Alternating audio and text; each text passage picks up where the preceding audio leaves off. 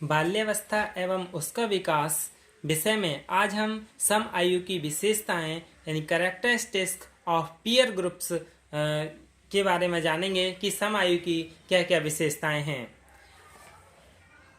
जो बालक हैं वो अपनी टोलियों का संगठन अपनी रुचि, आदर्श या खेल संबंधी आवश्यकता की पूर्ति के लिए किया करते हैं। टोली के सभी सदस्य अपने समूह के प्रति त्याग की भावना अपनाते हैं। यानी all members of the team adopt a spirit of sacrifice towards their group. जो बच्चे हैं जैसे उन्हें अपने समूह के सदस्य होने के कारण बड़े गर्व का अनुभव होता है। वह अपने समूह की क्रियाओं को दूसरों के सामने गुण रखता है। वह अपने को उस बालक से ऊंचा समझता है जो उसके समूह का सदस्य नहीं होता। The child considers himself to be higher than the child who is not a member of its group. जो बच्चे हैं जैसे कुछ टोलियां प्रौढ़ के द्वारा भी संगठित की जाती हैं, जैसे काउटिंग या बालचर संघ, गर्ल्स गाइडिंग, और इनमें बच्चे स्वेच्छा से भी भाग लेने लगते हैं। इनकी विशेषताएं जैसे समूह का स्थान निश्चित यानी fixed place of the group. टोली या बाल समूह का स्थान पहले से ही निश्चित होता है और सभी सदस्य वहीं मिलते हैं। The location of the child group is already decided and all the members meet there. वातावरण, आदर्श, उद्देश्य के अनुकूल टोली का स्वरूप, समय और निश्चित यानी समय निश्चित और परिवर्तित होते रहते हैं। यानी जो बच्चे हैं वो अपने समूह का स्थान पहले से ही निश्चित रखते हैं और उसके बावजूद वे अपने आदर्श, उद्देश्य, अनुकूल टोली का स्वरूप, समय निश्चित और परिवर्तित होते रहते हैं, यानी वो बदलते रहते हैं। The environment, the ideal, the purpose of the team, form and time and fixed and changing. लड़के किसी सड़क के कोने पर, पार्क में, गुप्त स्थान पर, निर्जन स्थान पर यानी जहाँ कोई लोग न रहते हों, या घर पर किसी खंडर में मिलना ठीक समझते हैं। लड़कियां स्कूल में ही अवकाश होने पर या अपनी सहेली के घर पर मिलना ठीक समझती हैं। इस स्थल के मिलने का समय इस प्रकार निर्धारित किया जाता है कि प्रौढ़ उनके मार्ग में कोई बाधा पैदा न कर सकें। एक पूर्व योजना के अनुसार सभी सदस्य निर्धारित वस्तुएं अपने साथ ले जाते हैं। फिर है समूह क्रियाशीलताएं यानी ग्रुप एक्टिविटीज। बच्चों की सामूहिक क्रियाओं में नाटक, चाय पार्टी, सैर, पढ़ना, हॉकी या फुटबॉल जैसे समूह खेल खेलना, कोई मनोरंजन करना, कोई रचनात्मक काम करना, ये सभी बातें होती हैं। Childrens group activity includes drama, tea party, outing, reading, hockey, playing group games like football, entertainment, creative work.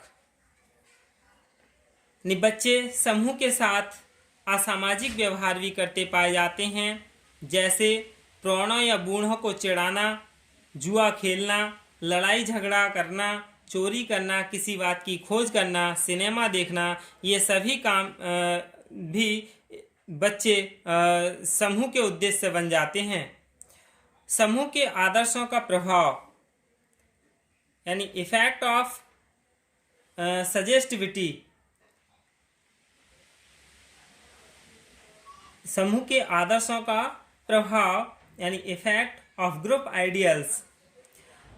बच्चा जिस टोली या समूह को अपनाता है वह उसी का हो जाता है। उनके सभी जीवन आदर्श वैसे ही हो जाते हैं।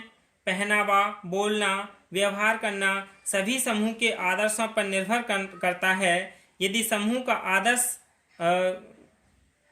के विरुद्ध है यानी घर के कोई भी सदस्य विरुद्ध हैं या भिन्न हैं तो वह समूह के ही आदर्श को अपनाता है।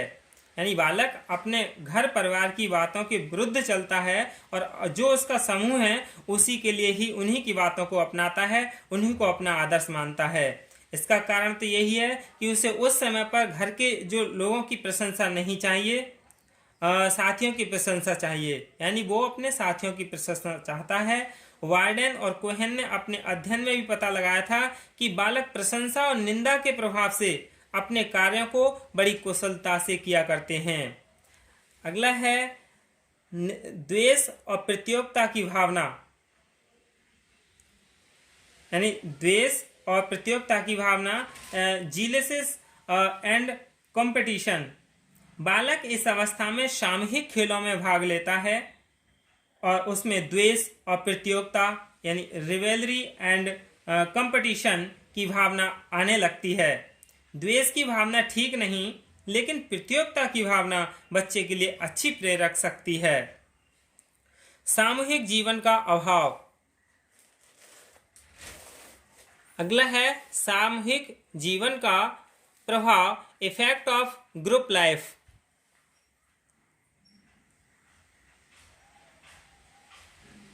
सहानुभूति का विकास एंड डेवलपमेंट ऑफ सिंपैथी। बाल्यावस्था का उत्तर काल जो है यानी 9 से 12 वर्ष किशोर की सहानुभूति के विकास का सर्वोत्तम काल है। वह परिस्थितियों को सरलता से समझने लगता है। कभी कभी बालक 14-15 वर्ष की उम्र के बाद भी दूसरों को तंग करने और चिढ़ाने में रुचि लेता है। वह छोटे बच्चों को, नौकरों और जानवरों को आवेश में मार दिया करता है। एक रिसर्च हुई थी, उसमें देखा कि लगभग 68% बच्चे परिचित साथियों की अपेक्षा अपरिचित साथियों के साथ अधिक सहानुभूति दर्शाते हैं। ऐसा क्यों होता है? इसमें उन्होंने बताया कि साथियों के साथ अधिक सहानुभूति दर्शाते हैं। ऐसा क्यों होता है? इस संबंध में उसका उत्तर था कि साथियों के साथ अधिक सहानुभूति दर्शाते हैं। इस संबंध में उसका उत्तर चाहते हैं। अगला है लड़के लड़कियों में विरोध, clash between boys and girls. 10वें, 11वें या 12वें वर्ष में लड़के लड़कियां आपस में विरोध रखते हैं। लड़के ही लड़कियों का अधिक विरोध किया करते हैं। इसी से लड़कियां लड़कों से अधिक अप्रसन्न रहा करती हैं। वे प्राय लड़कों की निंदा भी किया करते हैं लड़कियों की। परिणाम वह होता है कि उनमें सहानुभूति नहीं रहती, यानी एक दूसरे की क्या है वो निंदा करते हैं। सामूहिक जीवन का प्रभाव, इफेक्ट ऑफ ग्रुप लाइफ।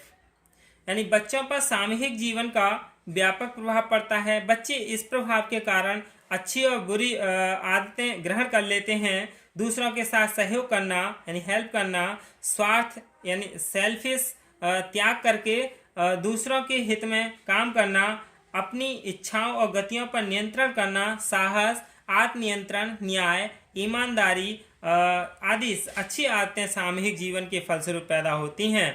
फिर अब विरोधात्मक काल यानी एंटीपैथिक फेस।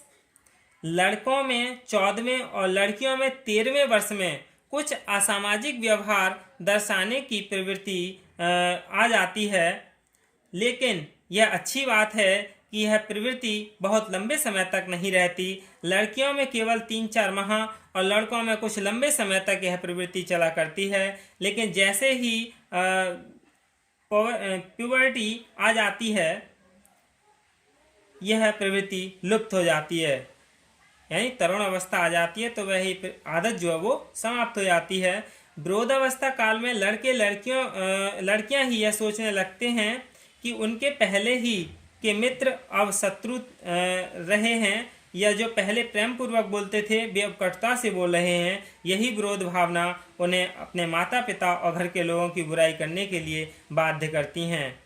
यही क्या है, यानी सम आयु की विशेषताएं हैं और इस समय शारीरिक और मानसिक शक्ति कम हो जाती है। माना जाता है कि ऐसा काम संबंधी प्रवणता सेक्सुअल मैच्योरिंग के आने से होता है। इस समय उसे थकान शीघ्र हो जाती है और खेल कूद में सरलता से भाग नहीं ले सकता। इस समय बच्चों में कुछ नई रुचियां जन्म लेती हैं। इन्हीं का आगे धीरे धीरे विकास होता रहता है। धन्यवाद।